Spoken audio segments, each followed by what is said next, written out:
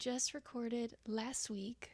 I know. I realized it today. I was like, wow, this is back to back. Yeah. Yeah. We're going to have to figure out something at some point. But something at some point? Yes. Like I told you, the brain fog is foggy. This is what it's like when we're in our age band, which is relevant for today. Oh yeah, we're gonna have to figure out some kind of schedule at some point. Yeah, we'll get more regular, but we probably won't push this out until we'll just hold it. We'll hold it off. But I like it because it's not like this every other whatever on the second Tuesday, whatever. It feels more like fun than work. Yeah, it does. Because I'm just like, oh, like if we don't have anything, let's just record. Right. We're just gonna have a podcast day. Yes. And it's kind of easier to roll into the second one after having the one last week. So it's like, oh, I remember how to do this. But I remember how to talk. I was getting in the car on the way here and I was just like, man, I am an introvert. Because I just like haven't spoken much at all today. And it's been fine. Yeah. There was nothing wrong with that. Well, actually, I did speak a little bit to Penny. Oh, okay. But Puppy. You know, that's just baby like. I guess I talked to the dogs. Cute.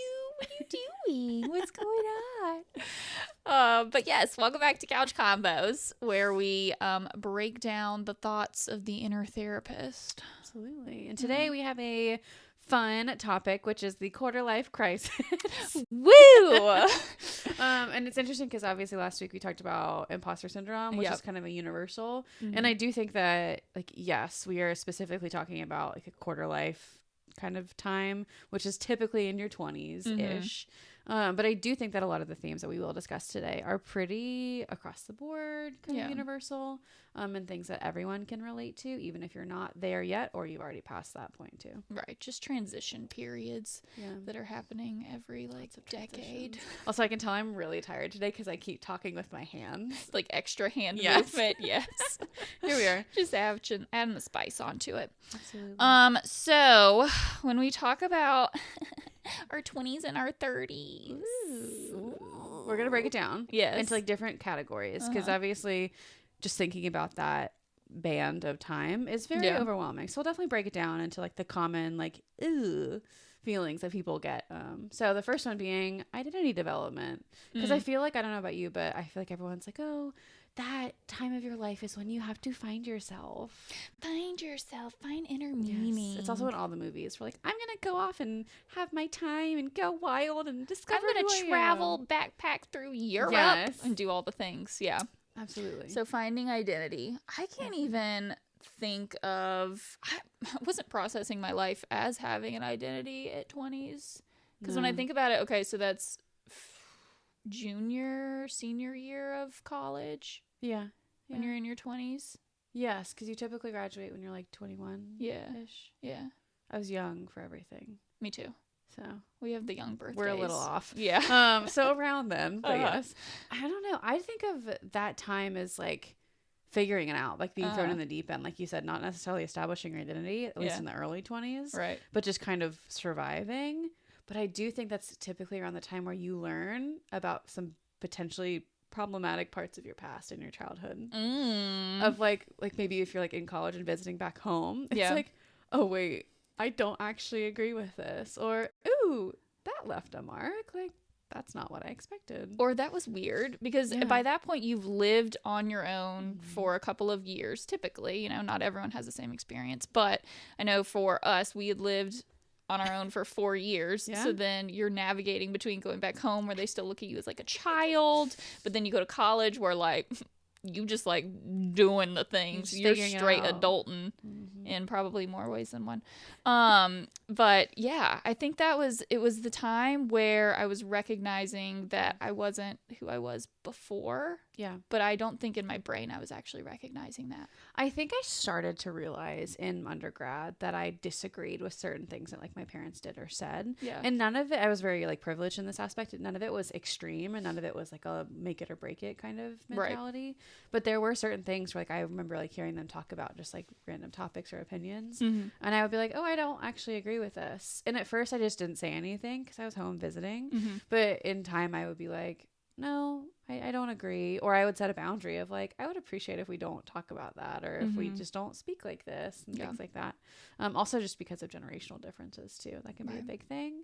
But also this idea of like our identity shifts of like, okay, I don't know about you, but in my high school, I was, I don't know, top of my class. I wasn't the top of my class, but I grew up in a high school that was very like in a pressure cooker where most kids went to like very good schools.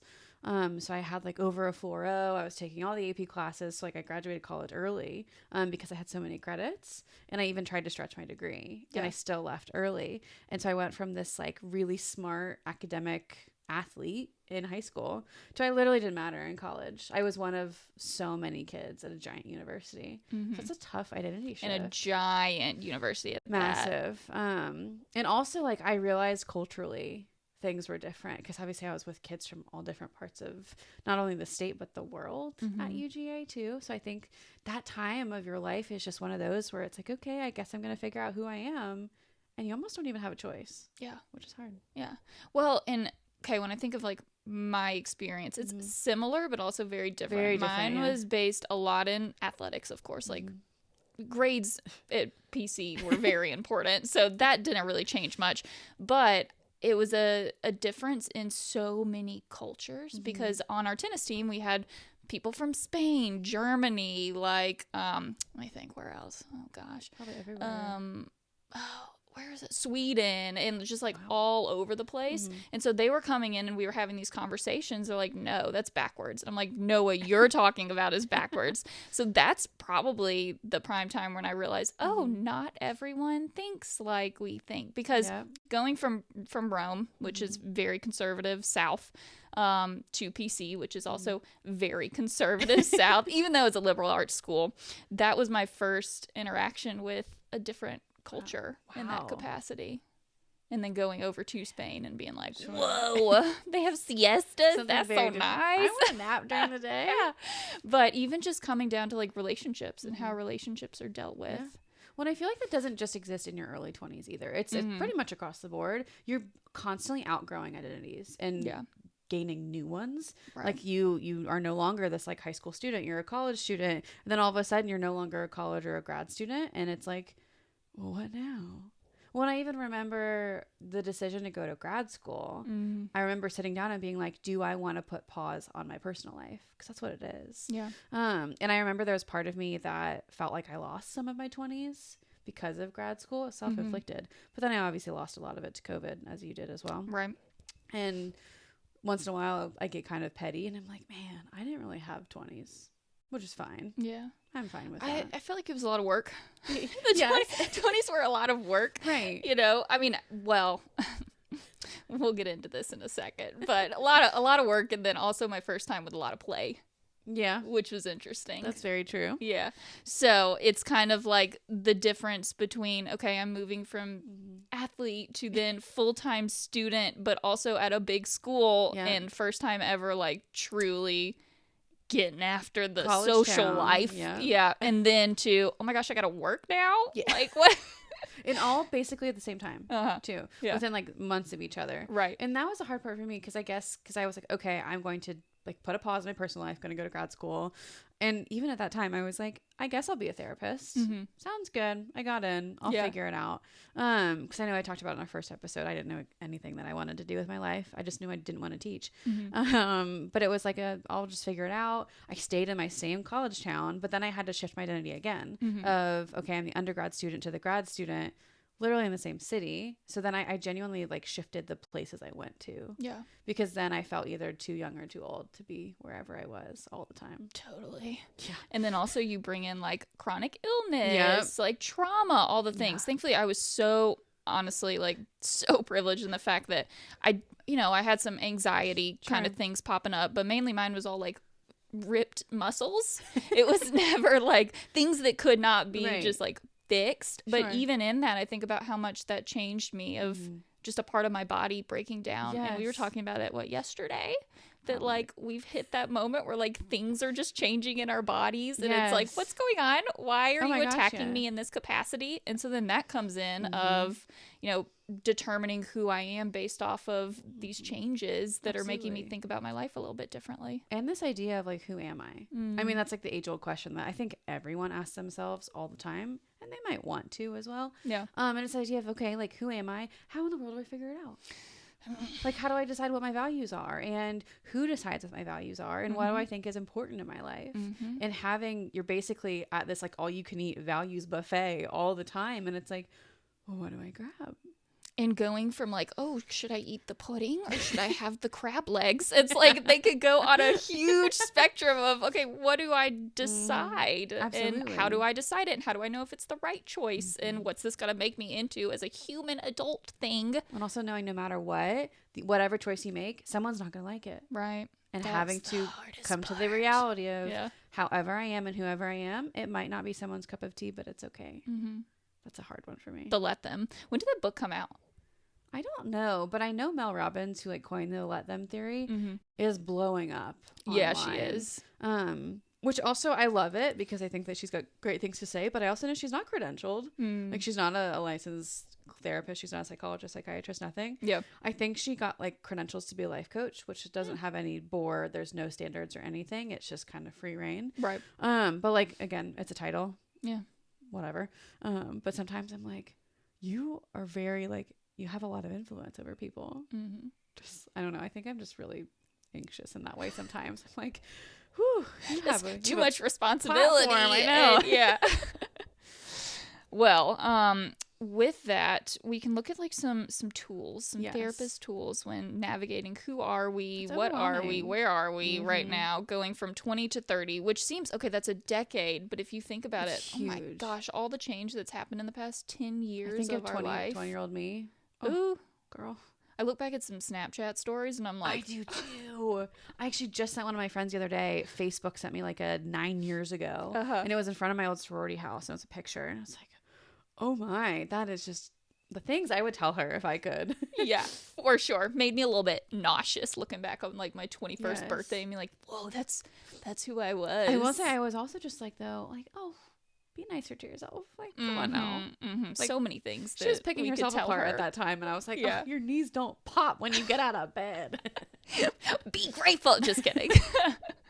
But okay, so a values inventory exercise. I love doing these. I do too. I think I did one of these this week actually with someone. Really? Yeah, I did. I love that. And I had, oh my God, it was so cool. I had a client bring theirs in. Ooh. They said, hey, I just wanted you to like see this so you could get like a look at like who I am and how my mind works. I'm like, thank you. I love that. Wow. Like I didn't even ask this person to do that. And they just showed up with like receipts on their brain. And I was like, sick. We need to do this more often. I love this. I will say when I got a job at one point, I'm not going to say where because it would completely throw them under the bus. But the person who hired me gave me a values inventory and didn't call it that. They called it like a different term that they made up. Oh. And I did it within my first week of being at the job with essentially without knowing. Right. Which felt kind of odd because obviously like in a values inventory that shows who a person is to their core, what drives them, what motivates them, what scares them. And my first week in the job, which you know, it was a therapy job. Yeah. I'm like, oh, I'm on display. So, okay, in your words, what is a values inventory? So essentially when I think about a values inventory, it's me, I hate this word, but taking like a test or taking an assessment where I just like talk about or I answer questions regarding like what is most important to me. Yeah. And like when I think about who I am as a person, how do I want that to be portrayed? Absolutely. You know, a lot of people look at like a Myers-Briggs, but it's a little different than that because it's not personality, but it's more like how your life is, like what your life is based off of, it's not like your personality, morals, your values, and what's important to you. Yeah. Like you probably can't tell I'm an introvert by my values cards, especially because like mine are like family, community, belonging. That actually sounds like an extrovert. Relationship. Right. That sounds very extrovert, but my Myers-Briggs, that's a big I in the front. Right. Yeah. So that's how I look at them differently is like my personality can be very different and based on like setting and environment and such. Whereas my morals, those don't change based on setting and environment. Correct. And I think that doing something like a values inventory when you're at a stage of your life, doesn't matter if you're in your 20s or 30s or literally any time, it can be good to ground you too. Because if there's so much stimuli coming in, I mean, that is just like you're flying without a net essentially. Yeah. And I think doing a values inventory, which you can do with a therapist, but you can also search online. I'm sure there's free ones everywhere.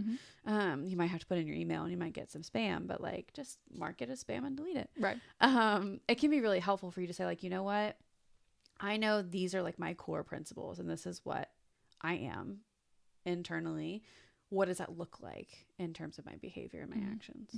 Another thing could be like a strengths assessment too. Yeah. I feel like those are very co-aligned. And, you know, in the Christian field, you could also do a spiritual gifting assessment. Oh, interesting. Yeah. Love that. I would actually love to see your spiritual gifting, even though that'd be something. You know, we're a little bit different in that area, but everyone has like their giftings. It's just the way that you like look at it. Yeah. So, because you can also do things like, and this is so cliche already, journaling. Okay. But love journaling. So not for myself. I always tell my clients, like, I will always give you a coping skill that I either have tried or I will try myself. Yep. Journaling was one of those that I did. I did it almost every week for several years, and it was great. Not for me anymore. I think that I just haven't made the time and I haven't prioritized it, which is fine. I take accountability for that. But giving yourself a journal prompt. Yeah. And it could literally be things like, what makes me feel alive? What motivates me? Or where do I see myself? Not in 10 years, but next month, next week. Or like, how do I want to feel next week? And setting a timer for 5 minutes and writing about it. 5 minutes, it seems small. It's a very long time to journal. And I think in that time that you give yourself, you learn a lot. And it can just help ground you too. Yeah. Just little things. And learning about yourself. You know, a lot of times in our 20s to 30s, we're experiencing a lot of trauma, a lot of shifts. Yeah. And a lot of people that come into therapy, they're like, I'm broken, I need fixing. Yeah. And that's just not a thing, you guys. It's not a thing. We're not here to fix you because you don't need to be fixed. Yeah, like, you are just shifting, you're molding, you're becoming like a different you, and that's okay. There's nothing wrong with adapting into the circumstance that you're in. It's actually really good for survival as well as learning about what you need and what you don't need anymore. Sure. And also kind of like grieving what you were expecting from your 20s and 30s. Because I don't know about you, I feel like in the media and just like generationally, we were always told your 20s are like your golden age. Yeah. Highly disagree. Because you know what? Decades ago, that was probably true. Because I remember like hearing stories about like grandparents, great grandparents, like buying their first home at 21, making $9 an hour. Yeah.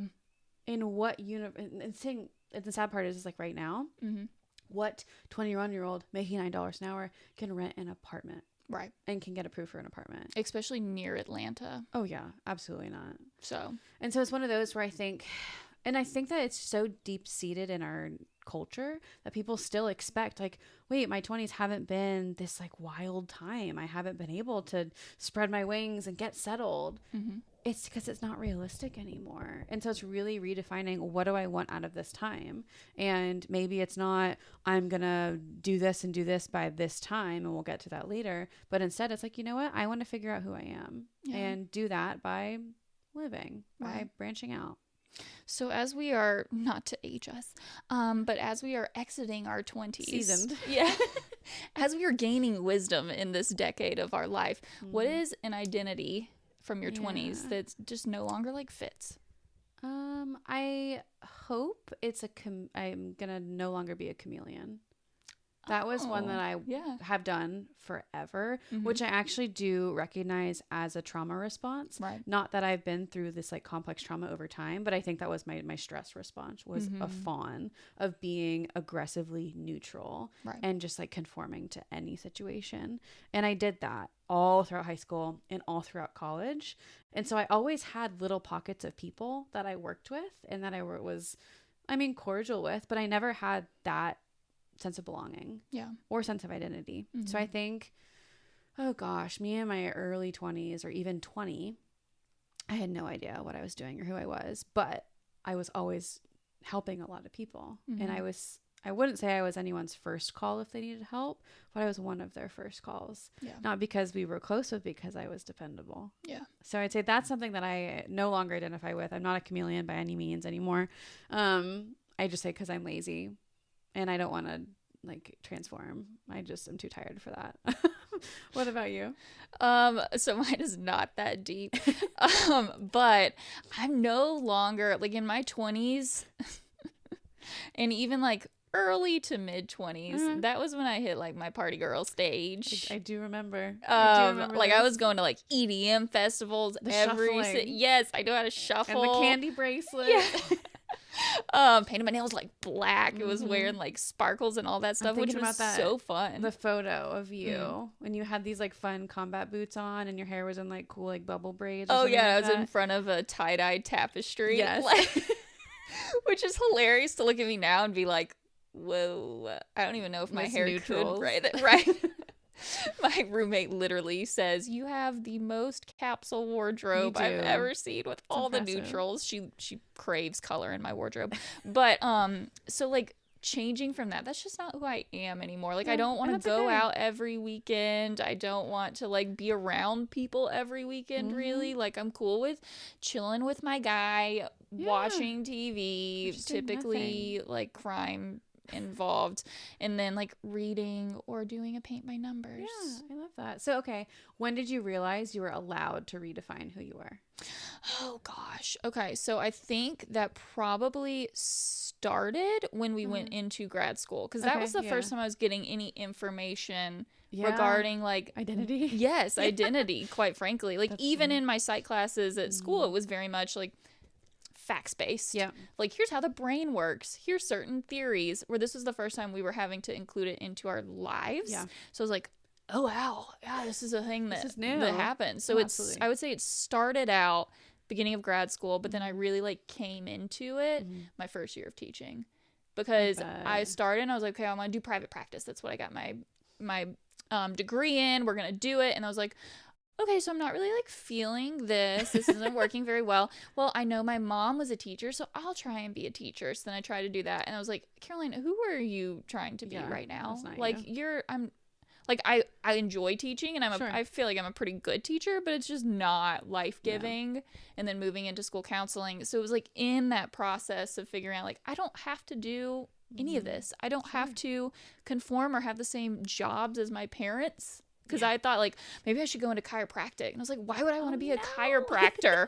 Because my dad does it. And I'm like, oh, this person in my life can. So I'd say that it was probably that time when I was looking at, like, jobs. Absolutely. I love that. And just saying, like, whatever. And it sounds like it was one of those where it was like, I'm in so many environments that aren't for me. Mm-hmm. What am I doing here? Right. And that, like, finally picking your head up and being like, oh, how did I get here? Mm-hmm. Okay, so flip back. What about you? Similar. I think you're right, though. I remember I wasn't really learning much about identity development or just different identities at all until graduate school, which in hindsight now is a little bit old to have that thought. I wish I had put myself out there more in undergrad, but there were different reasons why I didn't. But still, it's an explanation, not an excuse. Yeah. And so I think that I wasn't giving myself permission. I started to in grad school when we started learning. And I think you could definitely attest to this.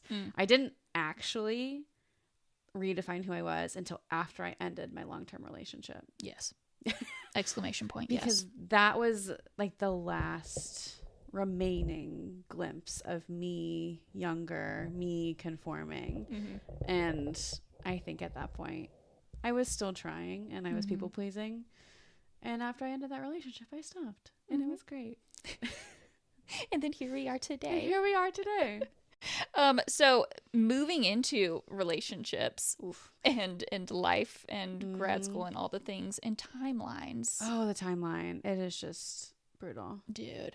So the biggest one that was always occurring in my life was marriage. Yeah. And especially in Rome. That timeline was honestly a little bit different than other people's timelines. Sure. It was typically like, oh, like right out of high school, maybe go to college, but like start looking for your person, getting your missus degree. But for me, it was always like, okay, married by 25 or 28 and then start like popping out kids. Oof. Yeah. I can't imagine having a child right now. Kudos to those who do. Yeah. Like superheroes, but my goodness. It's interesting though, because mine was similar. No one told me I had to do anything. I just felt the pressure from the people around me that were my age. Because obviously, like, I was dating my high school sweetheart in college, and everyone was like, oh, where's you the guys ring? Gonna get married? Yeah. And there were a lot more issues going on behind closed doors where it was like, oh, I can't even get there right now. And so I think I also had that same timeline of like, okay, this and then this and then that. But then I just decided to throw in the garbage because that was ridiculous. But at the same time, I was acknowledging that different regions of the country saw different timelines. Yeah. Because I remember when my brother got married, he got married a month before I graduated from undergrad. And we're 4 years apart. So he was, what does that mean? He's like 25, 26 when he got married. He was really, really young. Yeah. Because he lived up north at that time. Right. He was super young to be in New England getting married at that point. But in my head, I was like, oh my gosh, I guess Christian was like 25 maybe? He would be, because you'd be 21 when you're graduating, right? I think so. So around that time, I remember being like, oh my gosh, this makes perfect sense that he's getting married at this time. Right. So my Southern friends were like, oh wow, like your brothers, you waited a little bit. That's wonderful. And then his friends were like, oh, like, what are you in a rush for? But even like when I got married, I was seen as older, which makes no sense because I still felt like a child when I got married. Right. So, and I think it brings up this idea of like stability of your 20s to your 30s. You're supposed to be finding like your house that you're going to live in forever. You're supposed to be having kids because that's what you're supposed to do. The shoulds, shooting yourself. That sounds, I know. But like it's this striving for, okay, this is what I'm supposed to be doing. And even when you look outside of relationships of like jobs, you're supposed to find your job right when you get out of college or grad school or whatever and stick with that and not have any role changes. Like I know when I was looking at what I was doing, it's like, oh my gosh, am I not committing? Are people going to think I'm flaky? And in reality, it's like, no, I'm trying to figure out what I'm supposed to be doing. Do you ever watch Friends? Yeah. I don't remember who it was. It was probably Monica or Rachel. But they were like, okay, if I want to get married by here, and then I want to spend this amount of time. Oh, that's Monica for sure. And then I want to what is it? I want to get married by this age. I need to plan the wedding in this amount of time. I want to be dating them before we get engaged for this amount of time. But I still want to be like getting to know them, not making it serious, which means I needed to have met my husband today.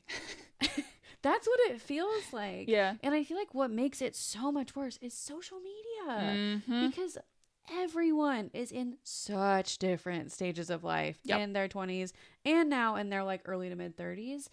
And like at this point, oh my gosh, I was talking to Ryan about it the other day. There are people that are getting married on their second spouse, actively getting divorced. Right. Experimenting with our identity and potentially changing large aspects of their identity, popping out kids, their kids are getting older, or there's some like people that are getting PhDs or traveling and opening businesses and changing careers and like, I mean, abandoning a career and just doing whatever they want. It's so different, but social media makes it seem like there is one path, which is ridiculous. And in the algorithm, you look at one thing and then it starts bringing up every single thing. Like, okay, hopefully my person does not listen to this episode. Maybe I'll say, don't listen to this one. But I've been looking at like engagement rings and like people getting just engaged because one, it's just all over because this is the time when that's happening. So I click on one and literally my feed right now when I go over to like the searchable whatever that thing where like just the explore thing. Yeah, that stuff. It's I can count on that page. There might be 20 on there. I think 15 are people on a knee. And I'm like, oh, look, engagement. And when you think about it, the more that you see that highlight reel, the more that you see that algorithm, you start to think everyone's doing this. You're behind. And I'm not doing this. And then there's shame. And that's what's frustrating is everything is so grossly enmeshed. Yeah. Even if that's not where you want to be, if that is the events that you're going to. I remember it was a few years ago when I just got married. I went to a bunch of baby showers all of a sudden. Yeah. And I literally planned a baby shower less than a month after I got married. And so, of course, I was buying all sorts of things for it. My algorithm was so confused as to who I was. And it was like newlywed life, but also congratulations. And the whole time, because at that point, after we got married, I immediately got the question of like, okay, when are the kids coming? But then all of a sudden I had all of this information, like you said, on my social media. And the whole time I felt so suffocated. I was like, I don't want this anymore. I don't want to feel pressured. And I also made sure to monitor how I posted things. And now, like when I post things on social media, I'm really mindful of that. Because the last few times I posted, they have been milestone moments. And I own that.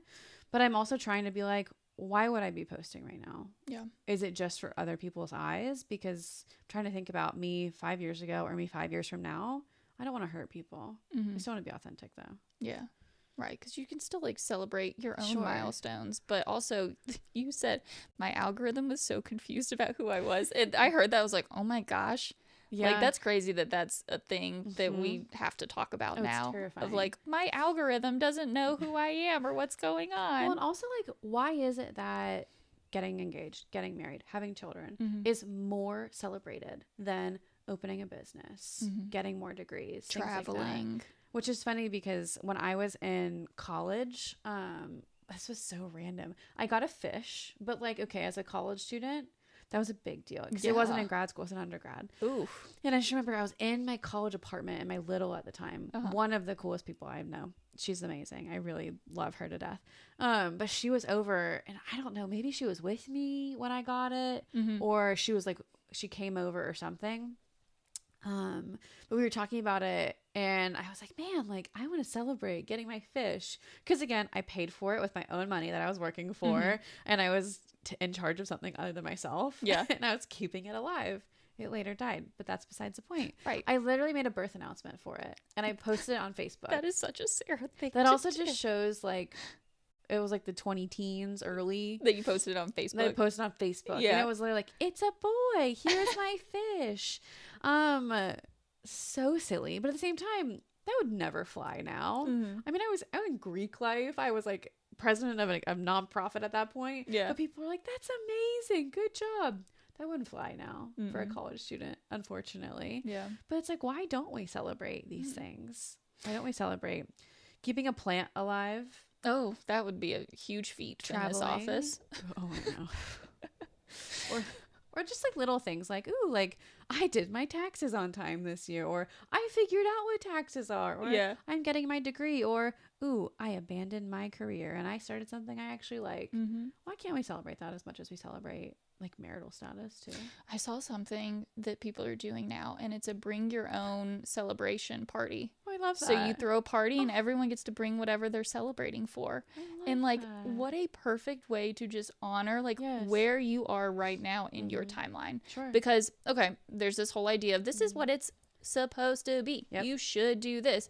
Let's be real, you guys. We're humans. We're diverting off of that, especially now because the world's just like wild right now. So being able to honor like, here's where I am right now. Like, no, I might not have this, but you know what? I have this that I can celebrate. Fine. Well, and also like acknowledging trauma, at least for our generation. Yeah. Oh my goodness. I was actually just talking to my own therapist about it recently. I was like, yeah, you know, when I graduated from undergrad, my brother was getting married. So we were really just focused on like that chapter for him. It wasn't taking away from me, but that was just more of a focus. Right.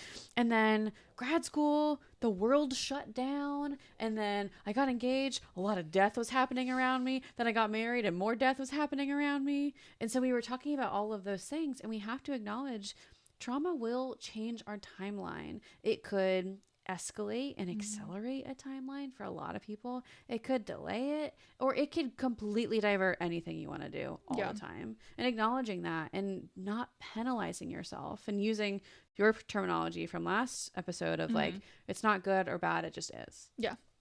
100%. I've been using that this week. Oh, I love that. You're an influencer.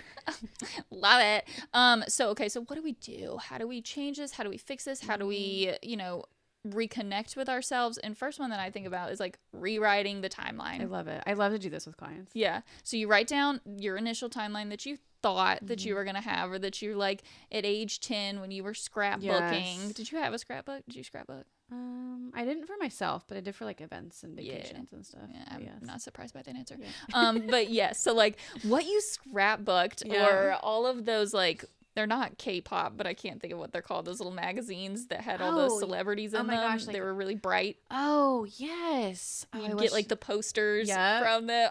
We gotta look that up. Maybe we'll link one of those maybe. But whatever you like cut out in there. So writing that down and then adapting it of like, okay, where am I right now? And what are the amazing milestones that I've hit in my current timeline? Yes. And what do I hope for later? And I want to even push this a step further of not putting dates on it. I love that. Of just having like the lines and saying, okay, I'd like to hit this, but not saying by 30, but instead just being like this, period, whenever it happens. And I really like the idea of like not putting a date or a time, because love her to death. One of my really good friends I'm gonna name drop Rachel.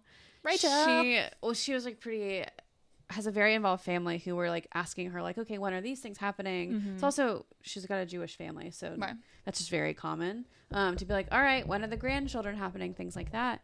But I remember she wrote out this literal timeline for her mom, and it was like, okay, I'm going to mess around and just live my life, and then at this age I'm going to find someone, and then we're going to live together for 2 years, and then we're going to get engaged, then we're going to get married a year and a half later, and then at this time you can ask me about children.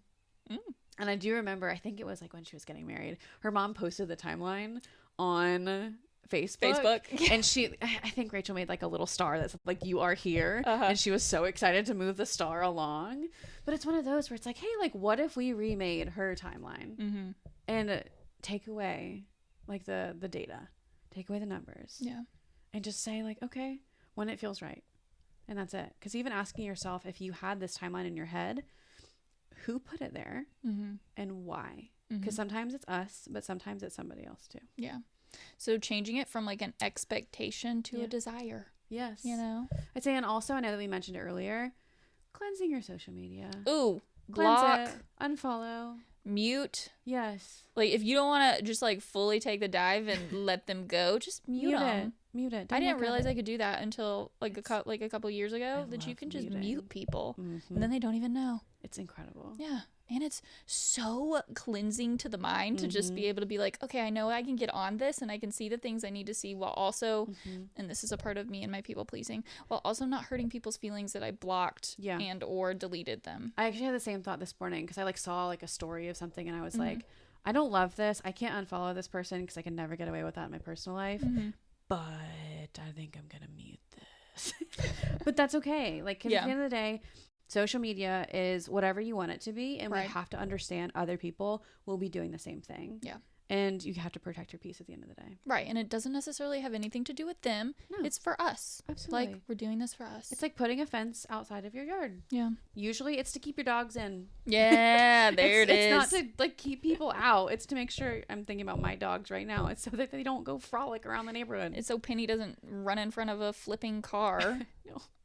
I'm so glad she's okay. Me too. I like talk about like just having a panic attack. That was a night where I thought I was going to go into full spiral. So what's one timeline or belief that you've had to like let go? Just be like, you know what? This is just not it. I think I've had to let go of both personal and professional timelines. Okay. When I decided I wasn't going to teach anymore, I had to completely release that from myself, which was a lot easier than my personal timeline. Because obviously when I ended that relationship, and I guess for listeners, I was in a 7-year relationship. Wow. Yeah, she was a doozy. I was in a 7-ish year relationship that I ended right before I graduated with my master's. Yeah. That marked a big change in my timeline as well, because at that point, my entire life timeline didn't make sense anymore for me. And that's when I had to let that go. But the thing is, it felt so good to let go of it. And I don't think I've had it since. Yeah. And even now, like, there becomes pressure. I know right now a big timeline that I have felt pressured by is children. But luckily I'm in the place where I have a person, a partner, where we just like touch base with each other. And I've literally looked at him and I've said, I don't like this time frame anymore. Can we talk about it and potentially move it? And anytime it's always, this is your body. Okay. Absolutely. Love it. Which like, yes. Yes to all things. But that'd be one that I really had to let go of. Yeah. What about you? Yeah, mine would have to be like the whole relationship situations of, you know, having to be like, okay, so we spent 5 years doing that one, that didn't happen, then we got 2 years of this one, that didn't happen. Oh, now my thought of I'm gonna get married at 25, start popping kids out by 28 so that I could be like my mama and be a young mom and be all cool and such. And then 3 years like, oh, that's not gonna happen. So like having to redefine what that looks like for me. And when I look back on it, I'm like, why in the world would I ever for me sure, you know, want to do that? Because I'm thinking of when I got out of grad school, we were what, 23? Yeah, we were young. 20. Wild. Yeah, we were 23 years old. That would have given me 2 years to be not doing a person. Yeah, any school, to just like be finding my profession. while also finding my person and then getting married and straight going into being like a wife. Well, and also like thinking about the climate around then too. COVID. And the thing is, like, you know what? I think it's helpful to grieve a timeline that you used to have and you had to get rid of. We absolutely need to be grieving that because it's hard. It's part of us that we're releasing. But when you really put it into this day and age, again, a timeline doesn't know context most of the time. Bringing it into right now, if I think about it, if you or I had children a few years ago, how would we have functioned? First of all, we would have done it, and we would have probably done it decently because that's how we work. We work really hard. But I'm also thinking about like stability wise, would have no idea who we were. And there'd be so many extra stressors. This practice wouldn't exist. Yeah. Or it would not be right now. I feel like we would have had to have waited until they were at least in school in order for this to happen, which would have been a couple extra years. Like 10 years. Then who knows what anything would be looking like then. Sure. So, and like be tired. Be real tired. So like that would be mine of just this idea of there's a certain age for these relational and like family things to be happening. And even when you release it, sometimes it can pop its little head up sometimes. So then is there a goal that you've hit that you just didn't feel like it was enough because it didn't align with that perfect aesthetic timeline? Graduating grad school. Yeah, I genuinely feel like we got robbed of that one. Yeah, it was also COVID. It was COVID. We graduated over a YouTube video. Yes. I took a nap during that. And I don't know what was happening, but I didn't even watch the video. Yeah, I didn't realize it was so happening. Long. I didn't any of that. So yeah, that it felt like something that should have been so monumentous of like, oh, I just got like a degree. I have a master's. Yeah. Like I've spent so much time into this and now I'm a professional in this one thing that people can't just like, do unless you do that. And it just didn't feel like that. It just felt like cool. Also because people don't talk about grad school is brutal. Yeah. And you could be in the best graduate program of your life, but it wrecks you. Yeah. I don't know what it is about that like higher education that it just breaks you down to build you back up. And I felt the same way of just like, okay, that's it. I think also because my mom had 1 9/10 of a second master's degree. Yeah. I was just like, okay, what's next? Right. And it was, looking back, it's like, no, ma'am, like you did something big. So you think that would be yours too? I think so. Yeah, absolutely. It just didn't. My family did a good job of like trying to celebrate me, but it wasn't a them issue, it was a me issue. It just didn't feel like it was enough. And again, it was a me issue, and I think it was a COVID issue too. Well, and when I think about it too, our graduation, we were so stressed about finding a job because people were losing their jobs during COVID. So in my brain, I wasn't even processing graduating. I was like, okay, now I have to find a way to make money with this. Do you remember our last class of our graduate program? Again, it was on Zoom. Yeah. And it was so anticlimactic. I remember we were in like a group chat. I remember us texting each other and being like, is that it? Are we done? And at the same time, I worked retail all through grad school. I got laid off because of COVID. I was filing for unemployment at the same time. So it was one of those where it was like, man, like trauma really delayed our timeline and changed it in a big way. Yeah, it definitely did. Ooh, next one is relationships. So, okay, I know I've had some people ask like what we're looking at. Listen, we can remember our client's best friend's dog's name.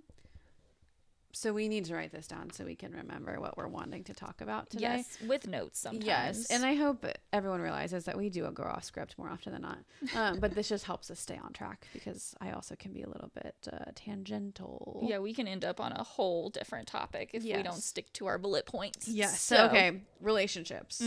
So intimacy, relationships, and also friendships. Yeah. Big ones. So I know for me, my attachment patterns come out real bad when it comes to relationships. No, until it was like, I think I hit this in college because I think we learned about it in class, and I think we had to take the like what's your attachment style thing in undergrad. Yeah, oh, that's cool. Yeah, we had really great professors. Shout out to PC's psychology department. But Are you trying to change your color? Yeah, my color's wrong. I have been looking at your color. I was like, red. Ooh, we're spicy today. I swear. For anyone listening on like Spotify or iTunes, our little mics have little colors at the end of them. Yeah, I just Sarah was rolling with the red on that one. But sorry, I really need to get an ADHD evaluation. Attachment styles. When we talk about this and recognizing like how our attachment styles play into our relationships. So and for me, I'm major anxious. Yeah. Relationships with like partners, friends, family, coworkers, ourselves. Yeah. So you're anxious attachment? Oh yeah, for sure. Like I'm constantly like, please show me all the attention or else I think that you hate me. And also knowing that can change. Yeah. So, and this sounds really sad, I promise it's not. I used to have a secure attachment style. I did. But then I lost someone very close to me and then I became fearful. Yeah. Which it's like, oh, okay. But I think that awareness is so key and it's so big because knowing that like I know a lot of people when I talk to them in therapy, they're like, I know this is my attachment style. I'm anxious, I'm fearful, I'm avoidant, whatever that looks like. And they're like, well, I'm ashamed of it. And I'm like, okay, like let's talk about how you got here. And sometimes it is biological and that's okay. Sometimes we just run a little bit anxious, but then it's like, all right, well, we can do things with this so that we feel more secure at the end of the day. But raising that awareness is really hard. Yeah. And then that plays into like dating and even friendships. Like with what this looks like for the timeline of when friends start to get married and start to have babies, of those changes in the lifestyles and like how much time that they have the ability to sit on their phone. But then also the inclusion of dating apps, which you know what, shout out to a dating app because that's what got both of us with our peeps. But for a lot of people, they don't have that positive of experience because of like that ghosting. And again, even like Bumble for friends that'll like ghost you, or they just aren't as prevalent in someone's life anymore. And like only doing the breadcrumb check-ins and what that does for you of like, I know it puts me into fight or flight of like, something's wrong, something happened, I did something. Well, and I've noticed that the older I get, the more I love my low maintenance friendships. I actually met up with one of those friends earlier this week. I'm not sure if she'll watch this, but if she does, she's awesome.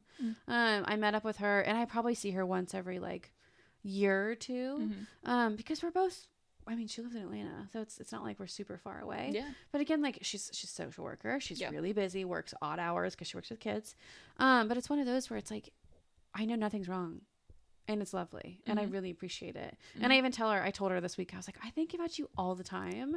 Why don't I ever pick up the phone? And she was like, it's okay. She goes, I do the same thing. So I think that giving people this idea of your friendships are going to change in this time. You're going from potentially living in the same city as everybody to you're very dispersed, and also realizing that your relationships don't always have to be like your A level and your A tier. Yeah. I don't remember where I found that or read that, but allowing a tier system for your friends of like, okay, I got it. I'm cool with only having a few A level, but maybe if everyone geographically around me is B or C level, maybe I don't want to give them all my time. Yeah. And well, because when we think about like the 20s to 30s era, you go from literally living in the same dorm within a walking distance of like all of your friends a lot of times to this point where we have all spread out. Like when I think about all my friends, we are everywhere. Quite literally in different countries. Yeah, different time zones, all the things. Yeah.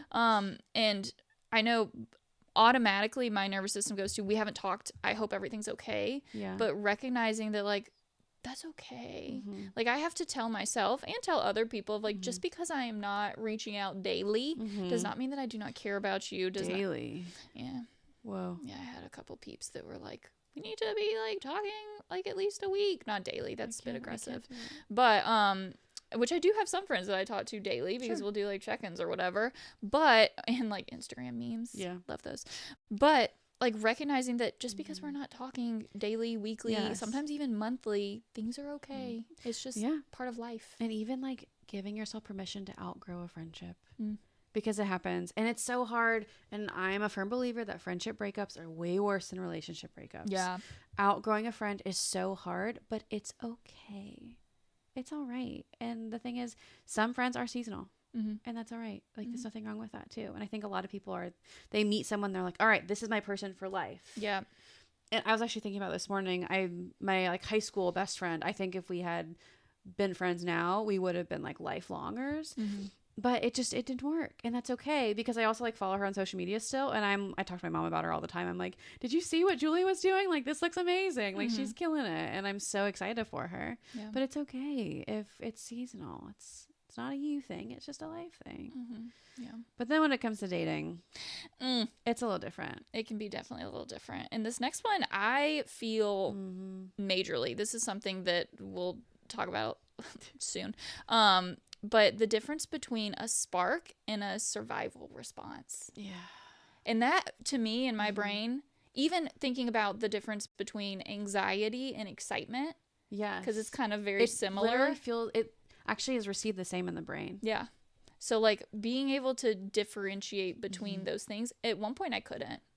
Yeah. I absolutely agree. I'm thinking about a specific person that I went on dates with, and I realized that like what I thought was really exciting, no ma'am. Yeah. That was very problematic. Yes.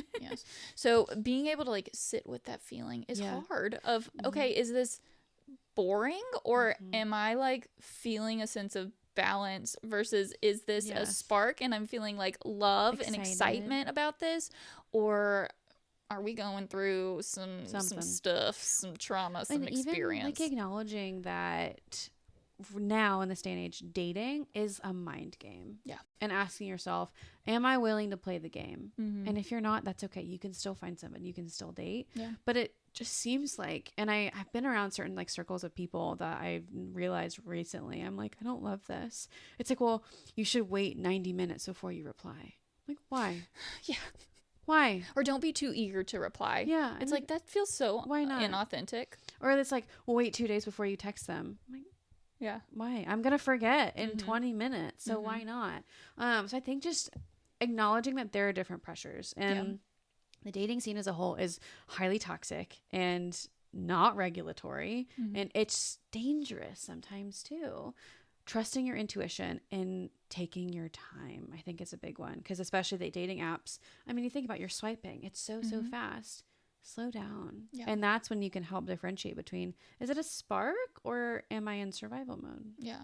And then also bringing into the context of like, how do I find a relationship that feels secure when I haven't had a lot of experiences with secure relationships? Sure. Because I know for me, as I've transitioned into this period of my life, it stressed me out. Yeah. Of like, my nervous system wants to go into fight or flight with a lot of things. So I'll like pop and then be like, whoa, what just happened here? Like I at one point was creating my own problems just because my body, my experiences were not used to being in like a calm situation. Yeah, absolutely. And reminding yourself that like calm isn't boring, and boring isn't bad.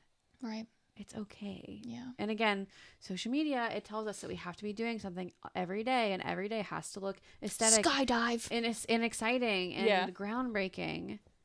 It doesn't have to be. No. Also, our bodies and our minds are not built for that kind of stimulation. Right.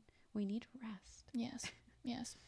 And then, I think bringing it all together is finding those true relationships is really big.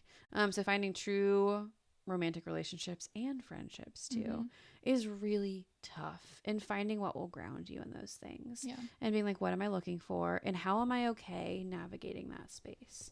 So even thinking about, okay, maybe ghosting someone doesn't feel appropriate to who you are. Don't fall into the trap. But the same with friendships. Maybe I don't want to let this one go, or maybe I do want to let this one go. How can I navigate this space so it's true to myself? Yeah. And grieving it too. And realizing the way that you show up, that is what you're portraying as yourself. So if you come into these relationships, this was a conversation I had so many times with my parents, honestly, love them. But you know, their generation, it was very much like game oriented, and there wasn't as much information as there is now. So it was like, well, you don't need to be too eager. You need to like wait a little bit and do all that. And I was like, that's not who I am though. Yeah. And if I get into a relationship and they think that this is how I operate, I'm going to be, one, not authentic with myself, and two, like constantly my nervous system is going to be out of whack because I'm having to change, you know, what works best for me, which is when I see your response, I'm going to reply. Yeah. Unless I'm in a moment where I'm like, okay, my brain is not ready to answer. But I'm not going to make the decision of, well, they took an hour to respond, so now I'm going to take 2 hours to respond. No. Or, you know, with a friendship, same thing. No. Of like, well, they haven't asked me to hang out, so I'm not going to ask them to hang out. Sure. That's just not who I am. Absolutely. And like your people will understand that. Like a lot of my friends know I am always willing to do something unless like my schedule doesn't allow it. I'm just really bad at initiating those things. Like my friend I just met with for lunch or for dinner, she was like, hey, like, let's get something on the calendar. I was like, beautiful. We went the next day. Yeah. And I even told her, I said, I really appreciate you doing that. My follow through really struggles sometimes. And so they'll understand. And even like my red receipts are on for my texts, not because I want people to know that there's a delay. That you're read receipting them, leaving them on red. Because I literally forget to reply all the time. And my like very close friends are like, hey, hello. You read me. Like literally, I texted you the other day. I was like, why you on Do Not Disturb? You're not at work. I know, and I was like, oh, I forgot to take that off because I was in session. Yeah, like but it was like it wasn't a big deal, and like even if like I notice that like I'm left on red, I don't care. I don't take it personally. Yeah, I'm like they're probably doing something. I'm usually in the Taco Bell drive-thru when I leave someone on red. That's typically where I am. The best chicken enchilada ever. Also, I realized you can buy a chicken quesadilla, not enchilada. I lied. It's true. It's a sauce. Chicken quesadilla. The sauce. You can buy the sauce at the restaurant or at the grocery store. Okay.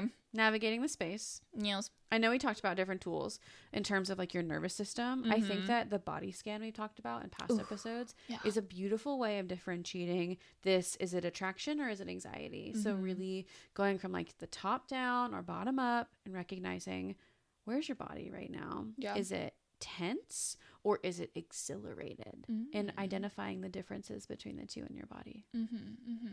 Journaling, more journaling. Love that. Just checking it. Yeah. And too, I think we've talked about this before maybe, but if you don't want to write down these journals, like I've realized for myself, I am not a use hand to paper journaling, though scientifically that apparently like works better, all the things. But for me, I'm just not going to do it if I have to do it that way. You can do a voice note. Yes. You can do like in the car, just talking to yourself. Or like talk to text in your notes app. Oh, any of those. But like asking yourself, what did love look like growing up? And how is that impacting the way that you're seeing that like today? Sure, absolutely. And then even like taking it a step further of like imagining those secure connections and not asking yourself what it looks like. Ask yourself what it feels like. Yeah. Because we're given a lot of messaging about what things should or could look like. Yeah. Let's focus on what it feels like. The rest of it will fall into place. Right. And kind of go from there. Okay. This is a great question for you. I saw this and I was like, oh, so Sarah. Can you think of a time that your inner child was fully running the show in a relationship? IFS. Yes. This is so unhinged. I've answered a lot of these like very seriously, so I'm gonna go the opposite direction. Do it. Take us there. So I got a kidney stone in grad school. I remember this colander. Oh yeah. Sifter. My little sieve to catch the stone. Oh my gosh, I was like 22. With a kidney stone. My goodness. And my boyfriend at the time, things had started to fall apart, and so we were technically broken up, but he came up to visit me again. Listen, we live and we learn. And I got the kidney stone that weekend, and I was so frustrated. I was obviously in a lot of pain. They also gave me a lot of pain medication in the emergency room. Athens Regional was great. There were a lot of other people who needed Athens Regional a lot more than I did. So they got to me eventually. They gave me great medication. It was fine.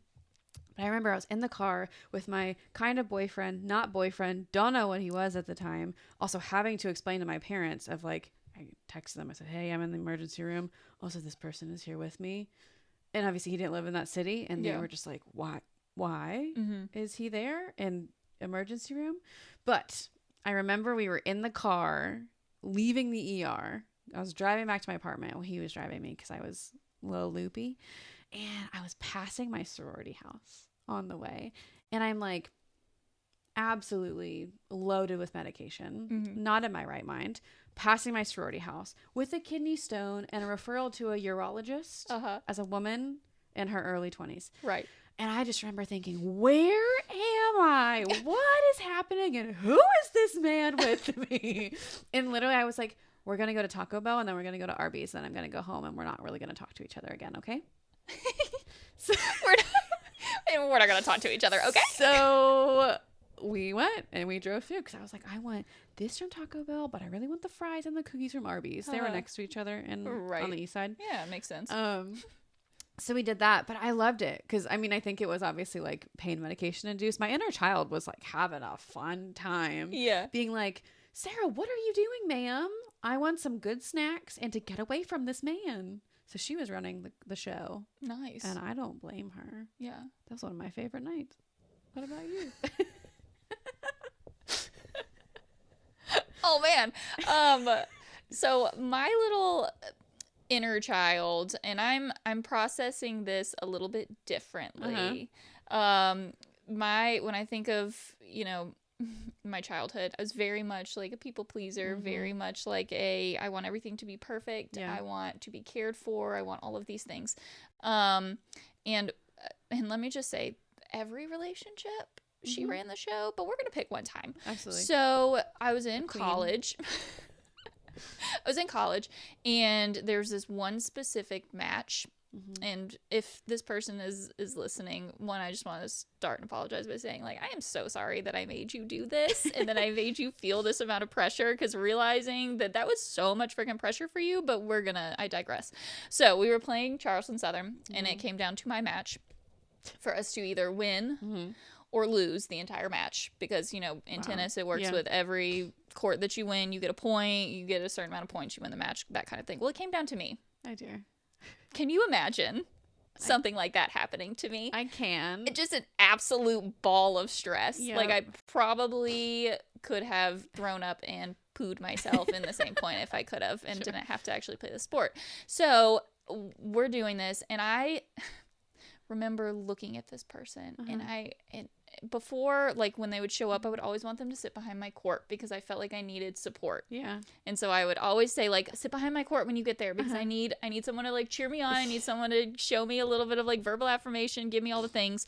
And I gave the nastiest look to this poor man. Oh, no. And I was like, get behind my court, because they were talking to someone else, and I was like, I don't feel cared about right now, and I need to be helped, because I can't do this on my own. So like, my inner child was like, I need help. And so I was like, get behind my court. And so they came behind my court and, like, just had to sit there and, like, not talk and watch me and cheer me on and say, like, literally, like, it's okay, Caroline. Like, you're gonna be okay, you're gonna be fine. Y'all. But if you had done a body scan and checked in with your nervous system, oof. That's not a spark. She was major. Yeah. But so yeah, that was my time. I ended up losing that match and cried, and then the girl laughed in my face. So that was so that experience, right? Like, I'm telling you, tennis girls, they are brutal. Come on now. Like, it's all the, like, backhanded digs, like the little things. But yeah, that would have been mine. Oh, that makes me so sad. Yeah, you know. But you're right, though. I think that, like, sometimes in relationships, let your inner child talk to you, especially with friendships and dating. Yeah. Chances are the little versions of you, they know what's up. Yeah. They know what's up. They're smarter than we give them credit for. And they're more true to us, too. Yeah. Man, why don't I just go to Taco Bell and Arby's and dump them? I'm not in that situation anymore, obviously, and I did it. Yeah. But all I'm left was this Taco Bell.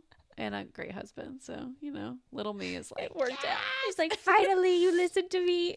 So, okay. What did it feel like for you when you finally had a relationship? It could be a friendship. It could be romantic. That was safe. So, very light. Like, I remember not feeling, like, the tension in my chest, the tension in my shoulders. Yeah. Like, I've had shoulder surgery, so in all of these other relationships, like, I could almost feel my shoulder just aching 24/7. Yeah. Whereas with these people, like, it was not like that. Like, my body just naturally relaxed, felt very calm. I was, like, excited to see them, not anxious to see them about what was going on. When their, like, texts come up on my phone, I'm like, excited. My God, yay! But then also, it got to the point where I was, like, a little worried, because the feeling of, like, this seems uneventful, because there were no high highs, no low lows. Sure. So it wasn't feeling as, like, interesting or as sparky, because it just felt very safe and calm and stable. And, like, we've used this term, but like it boring. I was like, is this boredom? Am I bored? Do I not have feelings? It's like, no, this is like healthy, safe and like relaxing. Like when you think about going to the spa, it can kind of be boring in a sense because you're just laying there and you're so like chill and it's just a vibe and you might even like fall asleep. That's not boredom. That's relaxation. It is. So that's what happened to me. It was like a, ooh, this feels really nice, but then instant my nervous system goes into, is this right? Oh my gosh, this is not good enough. Like I'm not feeling the it's intensity. Not shiny enough. Yeah. Oof. But so I have to, I talked myself through all of that. But I love it. Great. How about you? The first word that comes to mind is sacred. I think when I experienced safety, it felt sacred. And specifically thinking about like not when I met my husband, but like when we realized it was it with each other, it truly felt sacred in every meaning of the term. So it was really wonderful. Sometimes it felt annoying, and we sometimes tell each other that once in a while of like, the cheesiness in the media. We would both talk about it sometimes. It was like, we get it now. Because, I mean, I've been cynical since birth, essentially. But there's some things where I'm like, no, I understand. I get it now. And I didn't before. So sometimes I'm like, we're annoying. Because there's some days where I'm like, I just want to go home and like be with my husband because he's my best friend. And I'm obsessed with this person. Yeah. And sometimes I'm like, ew, that's gross. But it did come with a downside. Yeah. Right after we got married, I became intensely fearful that he was going to die. And so, like, I think that when I finally found safety, I also found a new type of anxiety, which I guess also shows, like, my attachment style over the years. Was, again, a little fearful and a little bit anxious because I was like, okay, I finally let myself have this and have a relationship like this.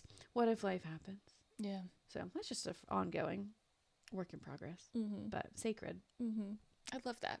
And also, I love that annoying part. I've never really thought of that. But when you started to say, I was like, oh my God, yes. Yeah. Like sometimes I do feel like I'm annoying when people are just like, this is happening, and I can't. And I'm sitting there thinking like, no, especially with my partner, I'm like, yo, like, He's genuinely have like no complaints whatsoever. Like he got can't. I think it was like the last tiff we got. Like, obviously, like we're people and like we get into things, but I was just like, no, it's not that deep anymore. The last time he got upset with me is because I wanted white meat and not red meat. Yeah, and he just loves steak. I was like, you traitor.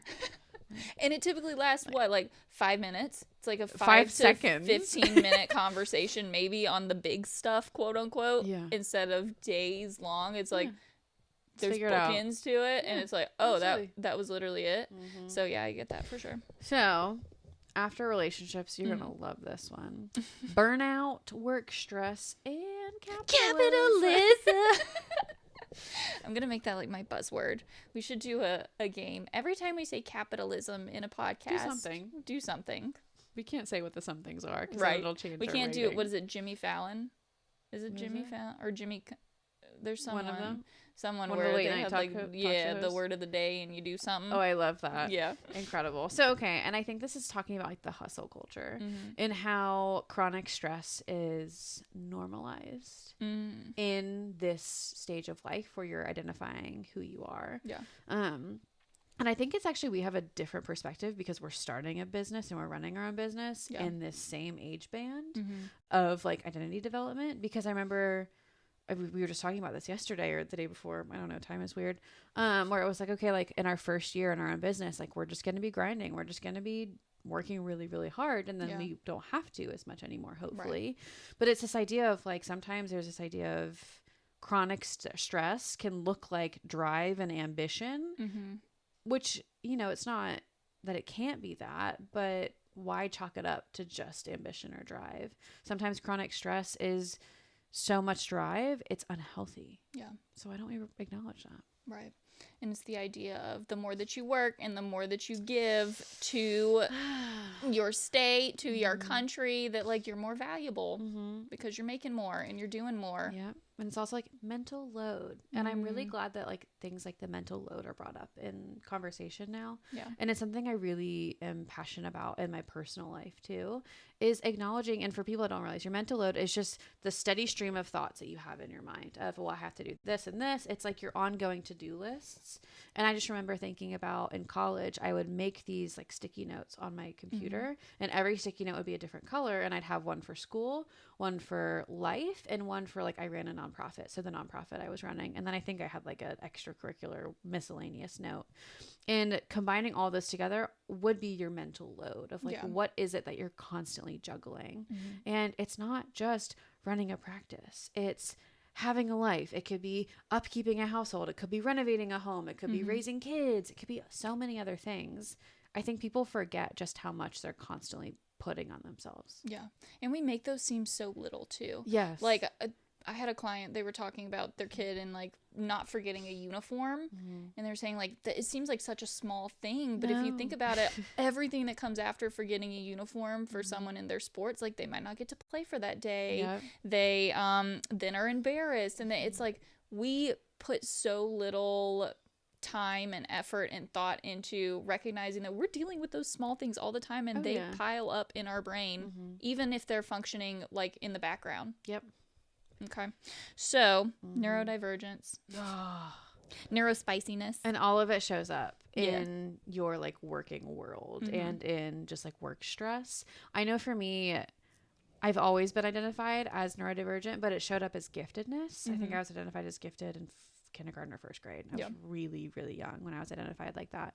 And I never thought anything of it, especially because like our school systems are built for those things, and I excelled very well in it. Right.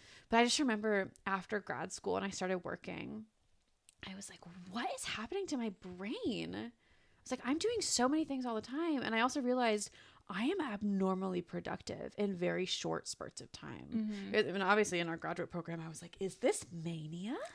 Is this what I just read in the DSM? No, it was not mania. Yeah. It was hyperfixation.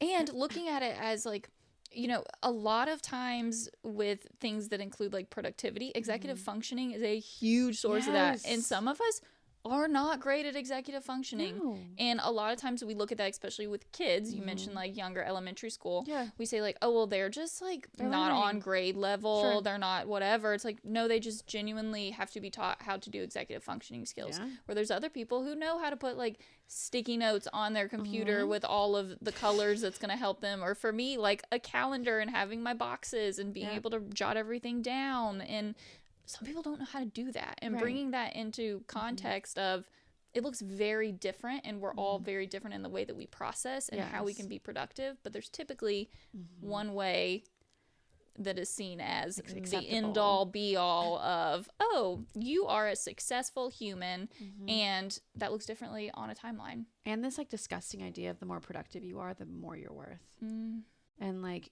keep doing more. Yeah. That's all you can account for, and that's all that you matter for. And also you can keep doing better. Yes. It's constantly moving that threshold and that bar. And I think it's just this idea of everyone in their like 20s, 30s is figuring out how to function, because we're leaving a structured system of school that tells you exactly what to do. It even tells you how to stand and how to sit. Yeah. I remember like when I worked in the preschool, we always had like bubble and ducktail, and like you puff your cheeks out like you're holding a bubble. Catch your bubble. And you put your hands behind your back like you have a little ducktail. Also like knowing child development now, I was like, oh no, I don't like that. I understand classroom management wise why we did it. Right. But on a developmental standpoint, it was like, oh, there's no bodily autonomy. I don't like this. I think it's just this idea of like realizing, I need to find where my train of thought was. We're talking about ADHD and executive dysfunctioning. You're letting it flow out, and so that's why it's just taking you there. It's like, I'm going to make an appearance. Here we go. We went I really should look into these evaluations. I told you I didn't have any caffeine today. That's what it is. There it is. God bless our listeners. Thanks for joining us on this ride today. Thank you. But okay, so you go from this like very structured way of being and living of school to nothing.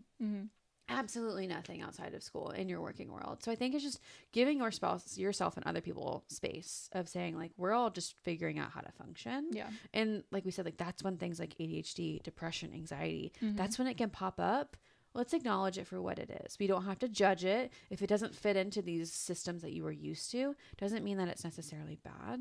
We can just kind of see it for what it is and just use it to inform how we want to operate. Yeah. So when we're doing this and recognizing our burnout, figuring out like what tools we can use, there's something called an energy audit. I'm going to divert off this a little bit, and I call it a cup filler or a cup pourer outer. Sure. Cup depleter. There you go. Yeah. But looking at like what things in your life currently are pouring in and filling up your cup of energy, whether that's social energy, mental energy, emotional energy, physical energy, whatever that looks like. So checking in like, okay, did I feel like this filled my cup up?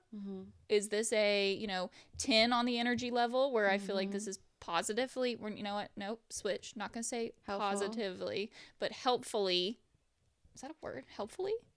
I don't know. I guess you're catching me on a weird day. Is this helpful? Is this being helpful? At a level 10, or is this draining from my cup? So is this, being harmful? A level 1 of checking in with those certain areas and recognizing, okay, there's some things we just have to do. Yeah. So allotting extra energy fillers, extra cup fillers for those things that like we have to do that are going to drain our energy. And just because it's draining from our energy does not mean that it's bad either. It just means it's more taxing. Yeah. I love that. And then also taking inventory of all of these different parts of you. So like even like breaking yourself down into different domains, and it'll look different for everyone. It can be physical, mental, emotional, spiritual. It can even be like financial if you need to. Yeah. And imagining it like it's a gas tank in your car. How much do you have to give? And I think just keeping on top of those things and realizing we are not going to operate at 100% of all these domains all the time. And just saying, okay, I want to make sure I'm at 80% physical capacity. I don't want it to go below 70. That's when I'll get sick. And allowing that, again, the window of tolerance to shift in all these domains, and seeing how we're doing and just staying on top of it, I think can be a great way to kind of manage that executive dysfunction and burnout too. Yeah. This last one, I'm going to call myself out for this actually. We talked about imposter syndrome last podcast. So go check that one out. Episode, what was that, 10? Are we on 11 right now? 11 or 12. I think it might be 11. Interesting. Well, our last one was imposter syndrome. And mantras. So right now I have in my notes app mantras for when I start my day as a counselor. I love that. And things to remember. Cool. And I'll read through them every single day, but you can do this with like burnout and productivity too, of saying like, I don't have to earn my rest and my worth is not based in how productive I am. So just making sure that we are using our little cheerleader in our brain to support us instead of our inner critic of like, bro, you gotta do more, or you're not producing enough for your life, other people's life. Capitalism. So then, okay, what for you are your red flags personally where you're like, ooh, we're getting towards burnout? I start crying. Randomly crying. I go into stare, like shut down, freeze, those things of like, my brain just kind of shuts off. Then I can't regulate. Like I'm so up and down that I'm just like, and I'm like, why am I feeling like this? Is this, my cycle? Is it? No, it could just be burnout. So crying, shut down, emotions being very up and down. Yeah, I get that. Yeah. I think for me, I get forgetful. And I am not a forgetful person by any means, professionally or personally. But it's this idea, like I even noticed it this week. I left a bunch of things on the floor of our closet, and that doesn't happen. I never do that. And I lost a few things this week. You lost things? Yeah, and it was fine. I like eventually found them, but that is not me by any means. And so I think I get really forgetful and I misplace things. I also become a little bit more tardy. So for me, like I'm typically 5 to 10 minutes early to everything. Yeah. I start showing up on time, which is tardy for me. So I start losing track of time for sure. Those are kind of my big burnout things. Or I just like generally just kind of go into my shell a little bit socially. Right. That makes sense. Okay, so is there like a specific time or a specific event or timeline moment where you realize you were operating out of just okayness? In what kind of way? And like of saying like, I'm just kind of at this point where I'm pushing through my burnout and it's not sustainable. I'm not going to make it. I've got to like pour into. It's pretty recent. I was gonna say it's pretty recent. When I look at this question, I'm like, ooh. It's every time I look at my schedule these days. Yeah. I think that's like where I've been at. I'll look at my schedule and I'll say like, whoa, I'm proud of you. And I'm talking to myself. I'm like, I'm proud of myself for doing very well. Yeah. And for working with, I'm very biased. I have the coolest clients. I love my clients dearly. I'm so protective of them. I just really enjoy them. But I have a lot of them. Yeah. And I see a lot of people, and it's not unethical. And I make sure my clinical work does not change. Yeah. But it impacts my energy levels. It can impact my life outside of work, not emotionally, but just in terms of like the energy reserve I have to give. And so I think recently I've noticed that, things might need to be tweaked a little bit. Yeah. What about you? I literally have written down checking regularly. So like this is a currently just in the moment, like every single day of being like, okay, am I operating out of okayness right now with like where I am? Like I just came from an amazing vacation. I was so privileged to be able to take, but coming back I was like, ooh, okay, I'm gonna be right back into I came back, I was like, okay, so this burnout was not just because I just needed time. Like there's something else going on. And once again, like I do have a lot of clients right now, but not to the point where I'm like, ooh, I need to. It's not over full. It's not impacting my work. It's more just impacting my after work of the end of my days. Me realizing I'm sitting and I'm staring at things. Like my roommate's like, do you want to watch something? I'm like, let's put on the Vampire Diaries because we've already seen it. I'm the same way. Like my clinical work is great. It's fine. It's normal. It's nothing out of the usual. But the second I slow down, I'm asleep. Yeah. So it's like my personal, which that's kind of always been the way that I've been. I'm very used to operating out of okayness. Very much the like push through, figure it out. So like when I was doing school in sports, like it never impacted that, but then outside it was like, ooh, everything just in my personal life where I wasn't having to be productive was suffering. So yeah, absolutely. So then to bring everything together, another big component of this like quarter life crisis era is healing while hustling and like literally the process of investing in yourself while you're evolving. That in itself is such a contradiction sometimes of, well, how can I heal from this while still keeping up with what I have to do next? And honestly, like this is a work in progress for me. I think it's for like I feel like it's a constant. I don't know what'll happen later in life.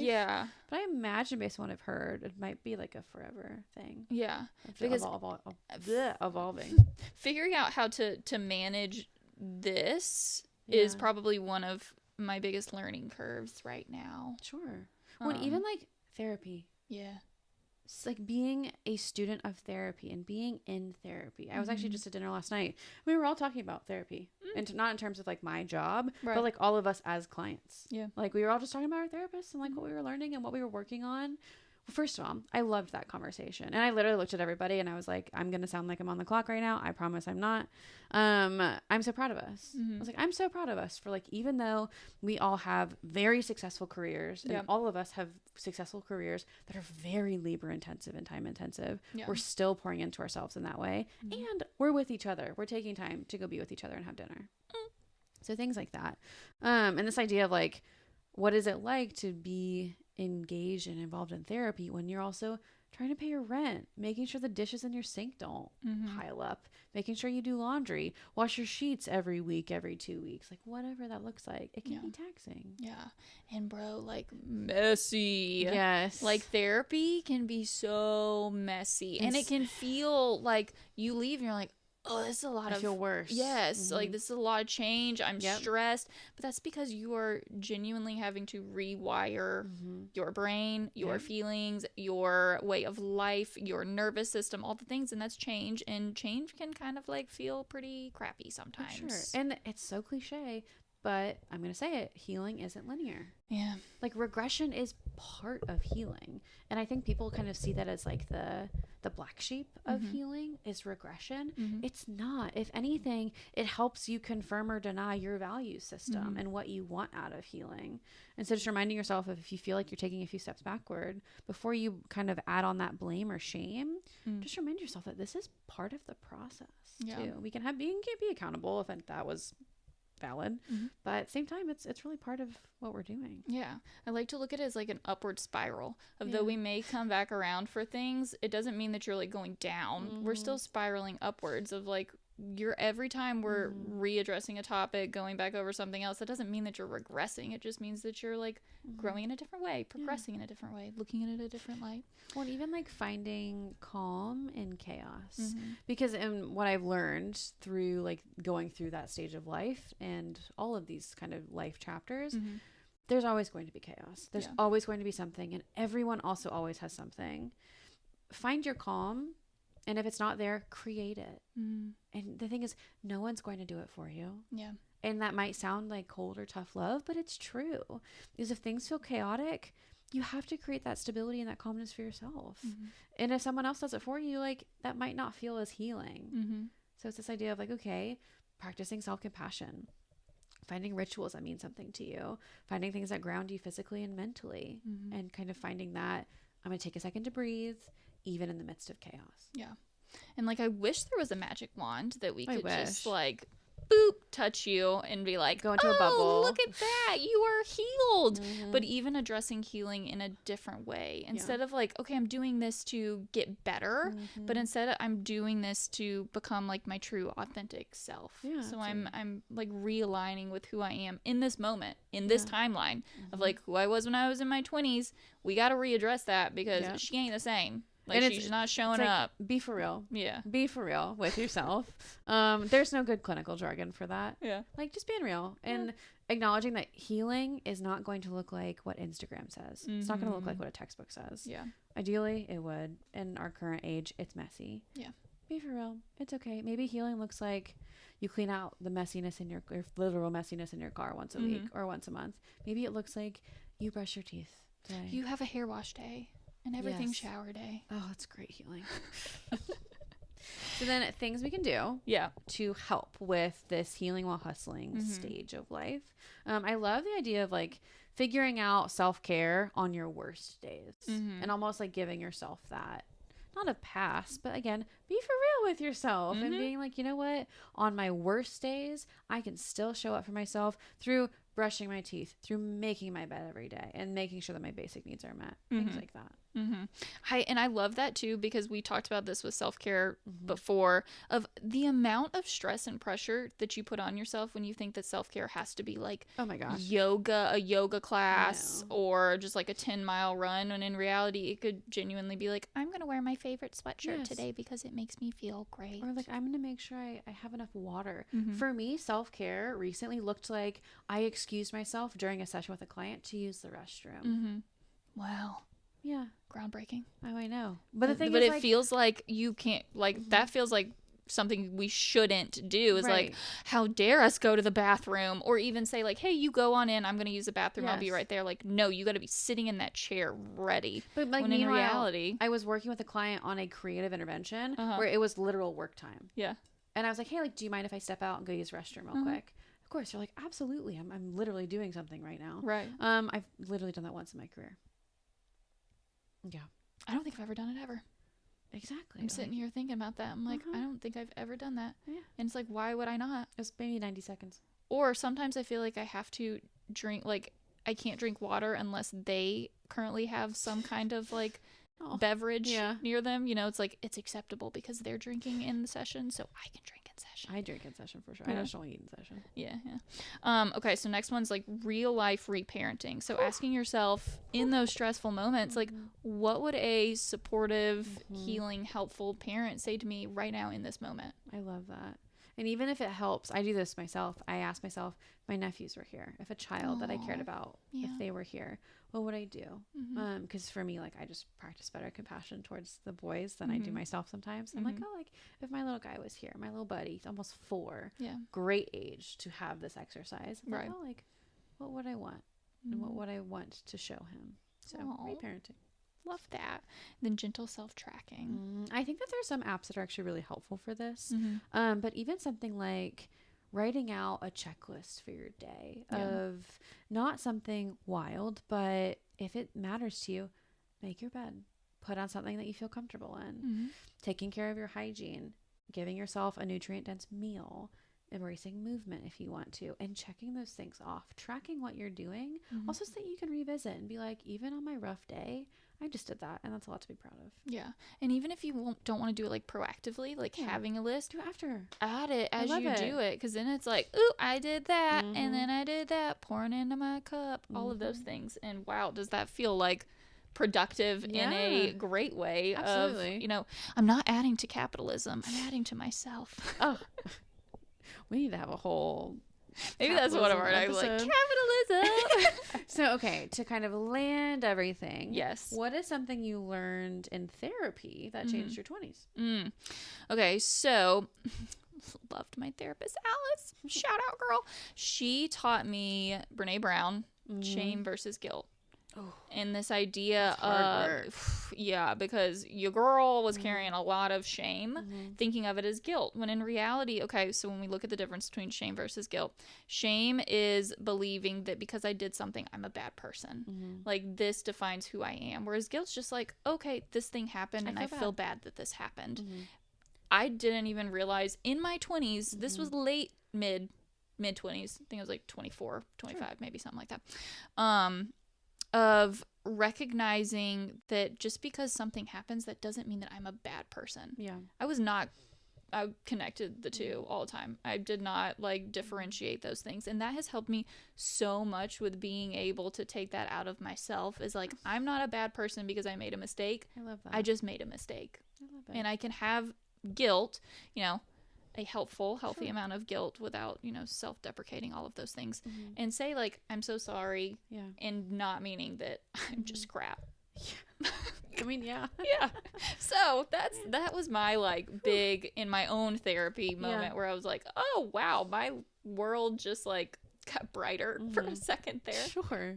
How about yours? I know you do like great work. Oh, I love my therapist. She's just wonderful. I think one of mine was, it's okay to have feelings, which is very funny considering the work that we do. Because any other person ever, I'm like, well, duh, it's okay. But I think for me, like, it's okay to have feelings and to express them. Yeah. You're not less than because you do that. And to take up space, please. Oh, please stop making yourself small. Yeah. I'm literally doing it right now. I'm like making myself small. But it's this idea of like, please don't do that. And it's okay to grieve expectations that didn't happen. So yeah. Those are great. So if you were looking back on your 22-year-old self and you could tell her anything, what would you tell her? Dump him. I'm just kidding. I did. But eventually. I would say, this is hard. No one prepared you, or no one will prepare you for what you're going to go through. I'd say to her, you'll go through a lot of things. Some, you know, you'll have to go through, but others are complete curveballs. There will be times where you don't know how you'll survive some of the things you'll go through, but you will. Yeah. And you'll be different. You won't be the same anymore. Embrace it. And it's okay. And like, it's okay to let go of yourself, of relationships, of friendships, and you'll come out of it being closer to who you were, and that's okay. What about you? So I think mine would yes, I mean, but we did it. No, I think I would tell myself, like, I have, or you, we're doing past tense. Yes. You have the ability to like make the life that you want. Yeah. And that, like, you don't have to settle in order to find yourself within this timeline that you've heard or you thought was acceptable or that everyone else is doing. That, like, you can have your own, and in reality it's going to be so much better than you even like imagined that it was going to be. Yeah.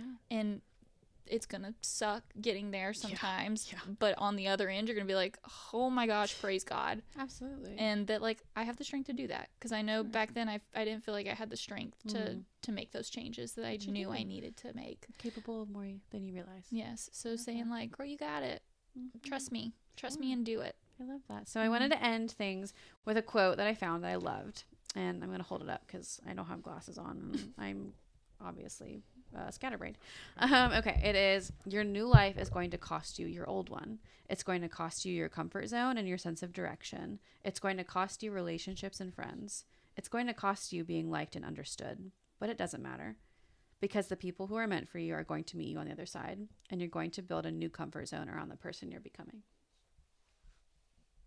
I love it. If I could shed a tear right now, I would. I wish I could just on demand cry. That would be sick.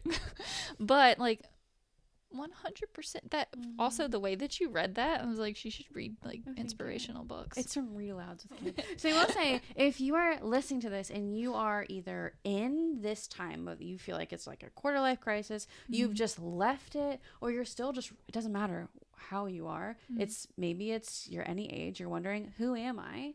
Just know that you're not alone, and hopefully a few of the things that we discussed today can help you and to help ground you, and just realize that, you know, being a human is messy, and I don't wish that it was clean, truthfully.